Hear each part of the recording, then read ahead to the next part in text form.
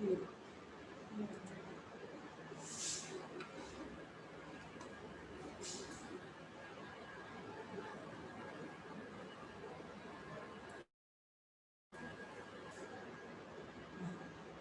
শিক্ষার্থীরা, তোমরা সবাই কেমন আছো? নিশ্চয়ই ভালো আছো, নিরাপদে আছো এবং সুস্থ আছো। ঈশ্বরের কাছে প্রার্থনা করি যেন তোমরা সবসময় কি দেখো, সুস্থ থাকো এবং নিরাপদে থাকো। প্রিয় শিক্ষার্থীরা, প্রিয় ষষ্ঠ শ্রেণীর শিক্ষার্থীরা, আজকে তোমাদের চতুর্থ অধ্যায় উদ্ভিদের বাহ্যিক বৈশিষ্ট্য নিয়ে আলোচনা করবো। নিবেশন সিলেবাসে আছে। তো প্রিয় শিক্ষার্থীরা দেখো, তোমরা বইয়ে 28 পৃষ্ঠা উল্টো 28 পৃষ্ঠা উল্টো প্রিয় শিক্ষার্থীরা 28 পৃষ্ঠা দেখতে পাবে যে চতুর্থ অধ্যায় উদ্ভিদের বাহ্যিক বৈশিষ্ট্য।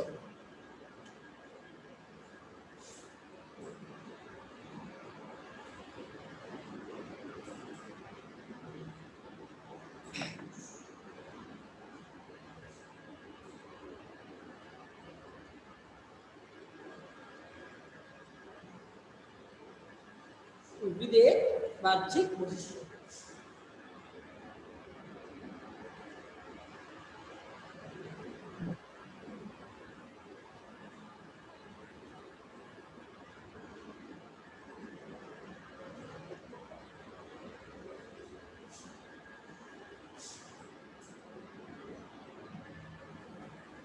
দেখো প্রিয় শিক্ষার্থীরা, আজকে উদ্ভিদের বাহ্যিক বৈশিষ্ট্য নিয়ে আলোচনা করবো। ইতিপূর্বে আমরা বিভিন্ন প্রকার উদ্ভিদের বৈশিষ্ট্য ও শ্রেণীকরণ সম্পর্কে জেনেছি।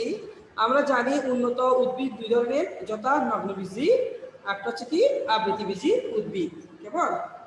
তো আবৃতবীজি উদ্ভিদকে একটি আদর্শ উদ্ভিদ হিসাবে ধরে তার বাহ্যিক বৈশিষ্ট্যগুলো কি কি তা আমরা এই অধ্যায়ে জানব। একটি অসপুষ্পক উদ্ভিদের কোন কোন অংশ থাকে, কোথায় তাদের অবস্থান তা জানব। এর প্রধান অংশগুলোর প্রকারভেদ, কাজ ও মানব জীবনে এসব অঙ্গের অবদান কি তা আলোচনা করা হবে। প্রিয় শিক্ষার্থীরা দেখো, পাঠ একে যাচ্ছে। আমি প্রথমে আদর্শ সপুষ্পক উদ্ভিদের বাহ্যিক বৈশিষ্ট্য। আর দেখতে পাচ্ছ এখানে আমি একটি আদর্শ সপুষ্পক উদ্ভিদের মরিচ গাছের বাহ্যিক গঠন, এটা হচ্ছে মরিচ গাছ। এই মরিচ গাছের বাহ্যিক গঠনের একটা ছবি অঙ্কন করেছে এখানে, তোমরা নিচে দেখতে পাচ্ছ। তো শিক্ষার্থীরা পাঠে হচ্ছে আদর্শ সপুষ্পক উদ্ভিদের বাহ্যিক বৈশিষ্ট্য।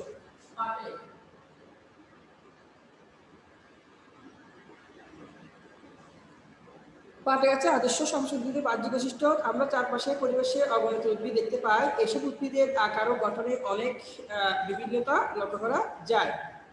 কিছু কিছু উদ্ভিদের দেহে মূল, কাণ্ড ও পাতা থাকে।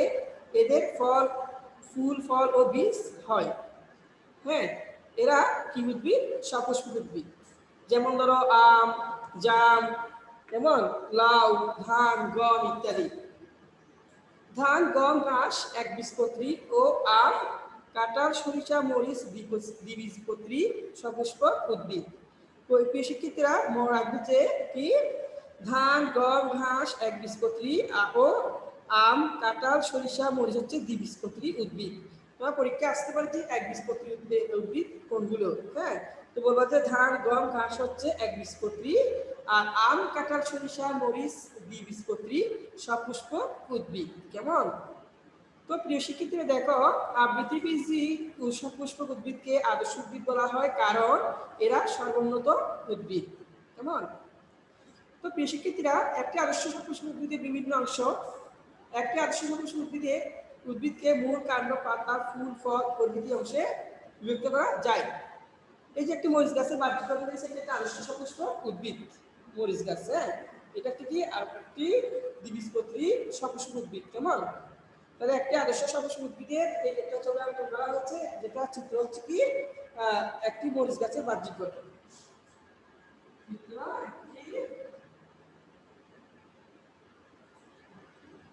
মরিচ গাছের বাহ্যিক এবং বাহ্যিক কি গঠন।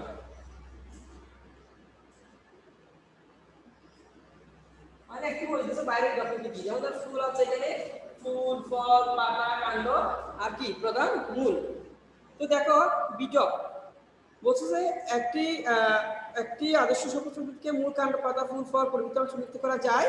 বিটক উদ্ভিদের যে অংশগুলো, কেমন, উদ্ভিদের যে অংশগুলো মাটির উপরে থাকে তাদের একত্রে কি বলে? বিটক বলে।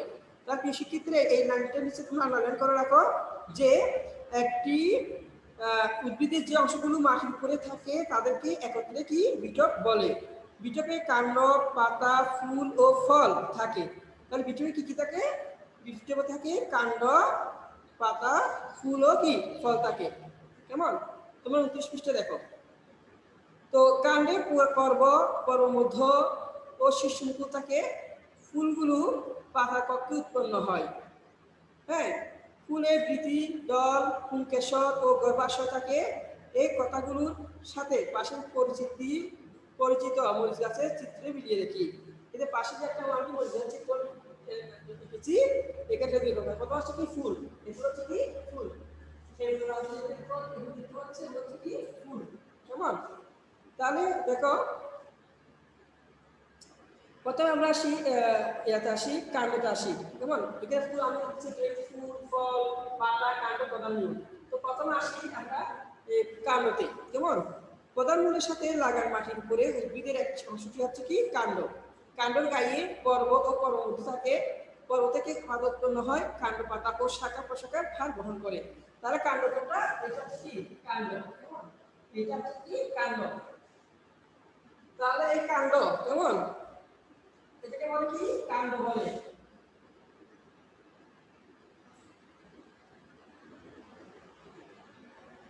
কেমন? এই জিনিসটা হচ্ছে কি? কাণ্ড।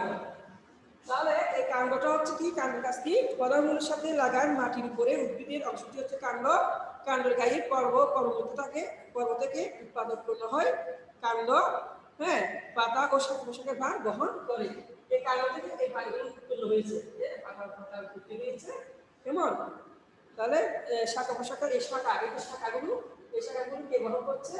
এই যে দেখতে পাচ্ছ শাখা, এটা শাখা। কেমন? এগুলো শাখা। এই শাখাগুলো কে বহন করছে? কাণ্ডই কি বহন করছে। কেমন? তো এই পাশে কি? পাতা। শাখা প্রশাখার গায়ে সৃষ্ট চ্যাপ্টার সবুজ অঙ্গটি পাতা বা পত্র। পাতায় খাদ্য তৈরি হয়। এরপর আসে কি? কাণ্ড কি? পাতা। এই যে পাতা দেখতে পাচ্ছ, এটা কি? পাতা। কেমন? এই পাতা, এটা হচ্ছে কি? পাতা। তাই এই পাতার কাজ হচ্ছে কি? দেখো, পাতা হচ্ছে শাখা প্রশাখার গায়ে সৃষ্ট চ্যাপ্টা সবুজ অঙ্গটি পাতা বা পত্র। পাতা খাদ্য তৈরি করে। এই পাতা কি তৈরি করে? পাতা এই খাদ্য তৈরি করে। এই পাতা কি তৈরি করে? খাদ্য তৈরি করে। কেমন?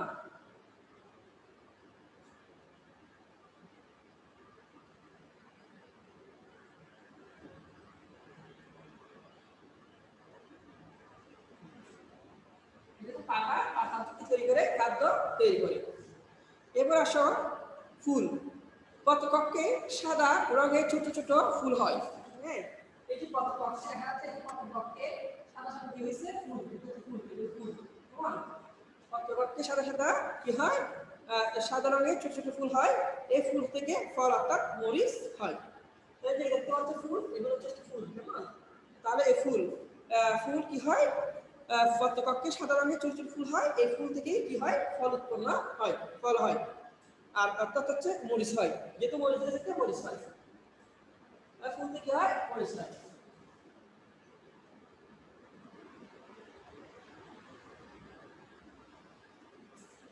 আচ্ছা, এবার দেখো ফল। ফুল বড় হয়ে ঝরে যায়। ঝরা ফুলে গোড়ায় ফুলের যে অংশটি থেকে যায় তা বড় হয়ে ফল সৃষ্টি করে। কেমন? তার গর্ভাশয় বড় হয়ে ফলে পরিণত হয়। মরিচ গাছের ফলে হচ্ছে মরিচ। মরিচ গাছের ফল, এই যে মরিচ গাছ, মরিচ গাছের ফল হচ্ছে কি? মরিচ। একটা মরিচ রাখা হয়েছে, এটা মরিচ। কেমন? তো এটা মরিচ, এটা ফল। মরিচ হচ্ছে কি? মরিচ গাছের মরিচ হচ্ছে কি? ফল। কেমন? মরিচ গাছের মরিচ হচ্ছে কি? ফল। তাহলে এটা কি? মরিচে এই ফলের কি? মরিচ, ফল, এটা ফল, মরিচ, মরিচ, মরিচ হচ্ছে ফল, মরিচ ফল। এরপর দেখো মূল। উদ্ভিদের পুরো পর্বমধ্য, কেমন, ও অগ্রমুকুল বিহীন অংশ হচ্ছে মূল। এখন এই নিচে যে অংশটি দেখতে পাচ্ছ, এটা হচ্ছে প্রধান মূল। এটা কি? প্রধান মূল। কেমন? এটা এটা হচ্ছে কি প্রধান মূল। তাহলে এই উদ্ভিদের পর্বপরের মতো অগ্রমুকুলবিহীন অংশই হচ্ছে মূল। এই মূলের মধ্যে দেখো, এই মূলের মধ্যে কোনো কি নেই, শাখা নেই। কেমন? তাহলে পর্বপর্মধ্য নেই। তাহলে সাধারণত মানুষ মনে করে উদ্ভিদের মাটির নিচের অংশই হচ্ছে মূল। অধিকাংশ থেকে অনেকে মনে করে মাটির নিচে যে অংশগুলো আছে সেগুলোকে মূল বলে। আসলে মূল এটা মূল হচ্ছে এটাই। কেমন? তাহলে বলছি যে সাধারণ মানুষ মনে করে উদ্ভিদের মাটির নিচের অংশ মূল। অধিকাংশ ক্ষেত্রে এই বক্তব্য সত্য, তবে বিশেষ কিছু ক্ষেত্রে কাণ্ড, পত্র, ফুল, ফল মাটির নিচে জন্মে, যেমন আদা, হলুদ, পেঁয়াজ ইত্যাদি। কেমন? তাহলে এই ব্যাপারে পরিস্থিতিতে আমরা তোমরা বিশদ জানতে পারবে। সাধারণত মূল জড়মূল হতে উৎপন্ন হয়। মূলে পাতা, ফুল বা ফল হয় না। সাধারণত মূল নিম্নগামী। মূলটি বৃদ্ধি পেয়ে প্রধান মূল গঠন করে। প্রধান মূল থেকে শাখা মূল, শাখা মূল থেকে শাখা মূল উৎপন্ন হয়। প্রিয় শিক্ষার্থীরা, এবার আসে পাঠ 2 আসি একটি আদর্শ মূলের বিভিন্ন অংশ। একটি আদর্শ মূল, যেমন ধরো একটা আদর্শ মূল লিখতে পারি আমি। কেমন? একটা আদর্শ মূল, কেমন? এটা একটা আদর্শ ধরো মূল। কেমন?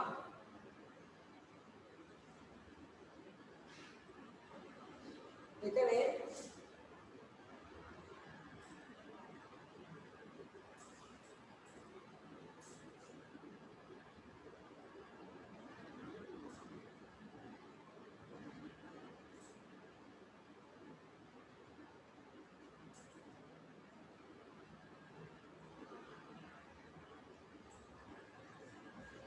দেখতে পাচ্ছি একটা মূল। হ্যাঁ, একটা মূল ছবি এঁকেছি আমি।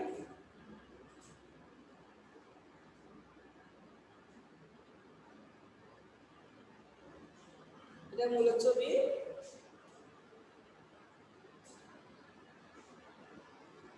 দেখো, এখানে স্থায়ী অঞ্চল, এটাকে বলে যে স্থায়ী অঞ্চল।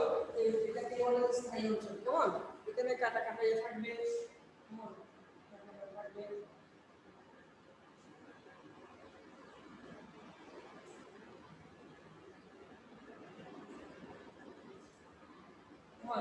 থাকছে। কেমন? তাহলে দেখো, এখানে এটাকে স্থায়ী অঞ্চল বলে। এটাকে বলে স্থায়ী অঞ্চল। আর এরপরে দেখো মূলরূপ অঞ্চল, এটাকে বলে মূলরূপ কি অঞ্চল। যেটুকু বুঝতে পারছে, মূলরূপ অঞ্চল।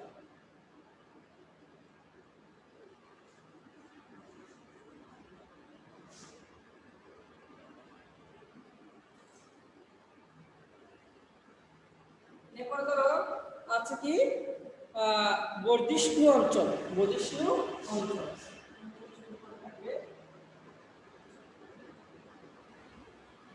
বর্ধিষ্ণু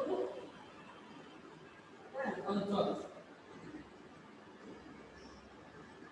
এরপর দেখো আছে কি বর্ধিষ্ণু অঞ্চল, তারপর হচ্ছে তোমার মূলপত্র অঞ্চল।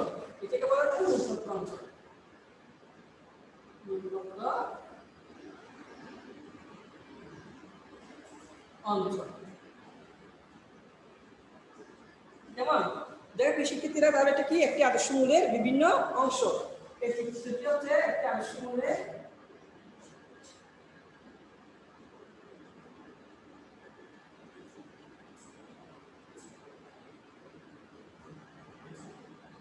বিভিন্ন অংশ।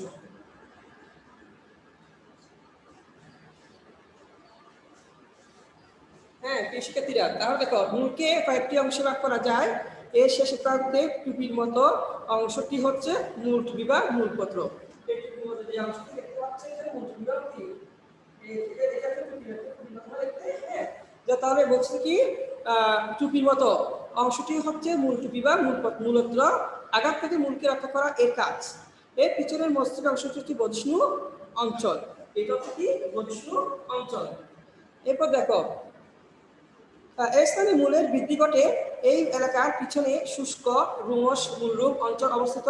মূলরূপ দিয়ে উদ্ভিদ পানি শোষণ করে। তাহলে মূলরূপ দিয়ে কি মূলরুম দিয়ে উদ্ভিদ পানি কি করে শোষণ করে। এই অঞ্চলের পর মূলের স্থায়ী এলাকা অবস্থিত। স্থায়ী অঞ্চল থেকে মূলের শাখা ও প্রশাখা কি হয় সৃষ্টি হয়। কেমন এই স্থায়ী অঞ্চল থেকে মূলের শাখা প্রশাখা কি হয় সৃষ্টি হয়। কেমন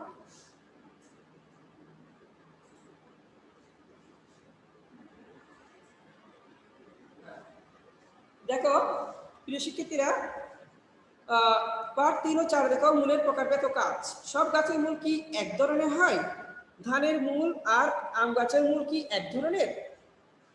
বটে বুঝিও বটে জুড়িও আসলে এক ধরনের মূল। উদ্ভিদের প্রয়োজনে এই মূলগুলো ভিন্ন রূপ ধারণ করেছে। বটের জুড়ি মূল কিয়া, গাছের ঠেস মূল, প্রাণের আরোহী মূল উদ্ভিদের প্রয়োজনে বিশেষ ধরনের কাজ করে। আমরা খেয়াল করলে দেখব যে সকল ধরনের উদ্ভিদের মূল একরকমের কি নয়। একটি মরিচ বা একটি আম গাছের মূল অবশ্য ধান, ভুট্টা বা ঘাসের মূল হতে ভিন্ন রকমের। এরূপ ভিন্নতার জন্য মূলকে এর উৎপত্তি ও অবস্থান অনুযায়ী প্রধানত দুই ভাগে ভাগ করা যায়। একটা হচ্ছে স্থানিক মূল, একটা হচ্ছে কি অস্থানিক মূল। তোমরা 30 পৃষ্ঠে দেখো শিক্ষার্থীরা। তো স্থানিক মূল হচ্ছে কি দেখো, এক্ষেত্রে ভ্রূণমূল বৃদ্ধি পেয়ে সরাসরি মাটির ভিতর প্রবেশ করে শাখা প্রশাখা বিস্তার করে।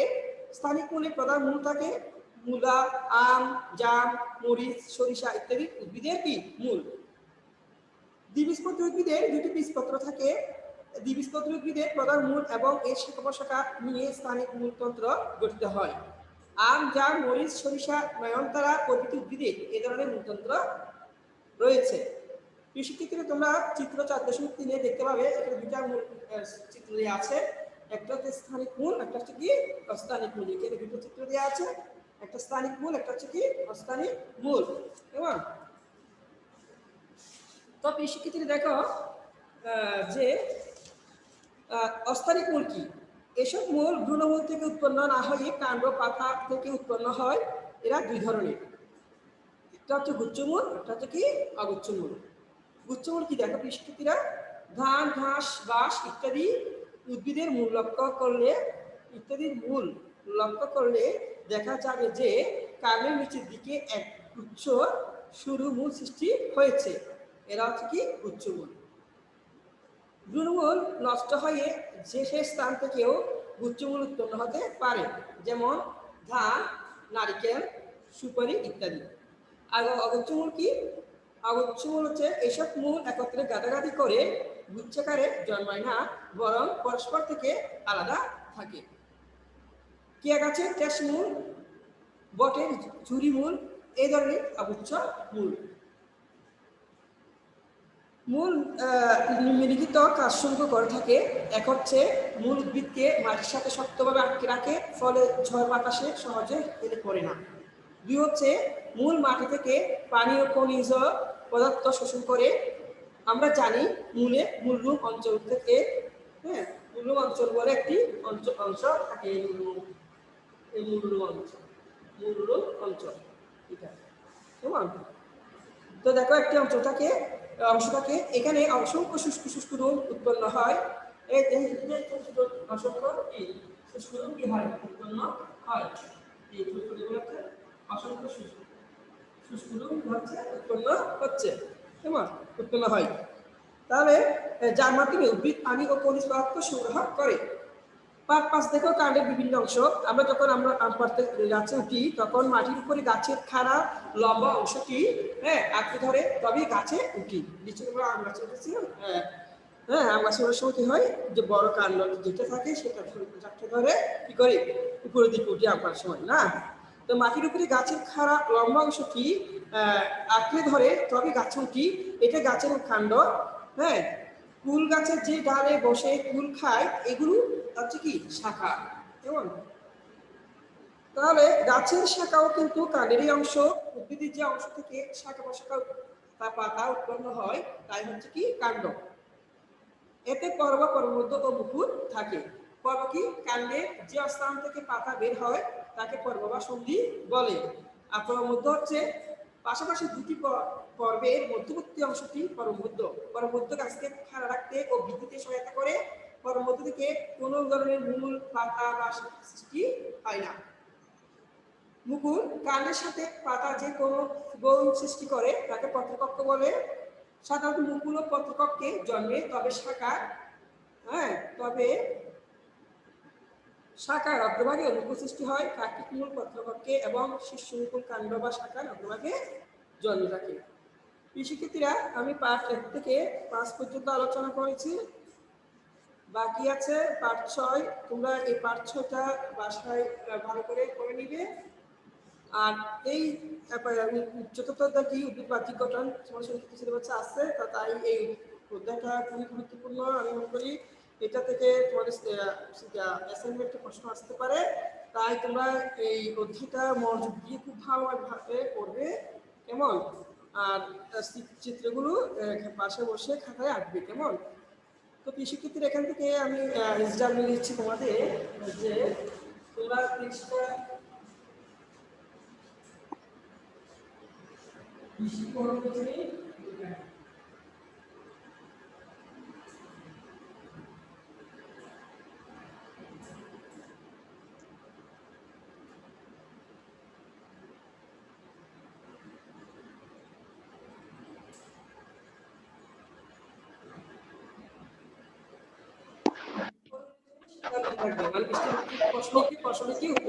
কেমন?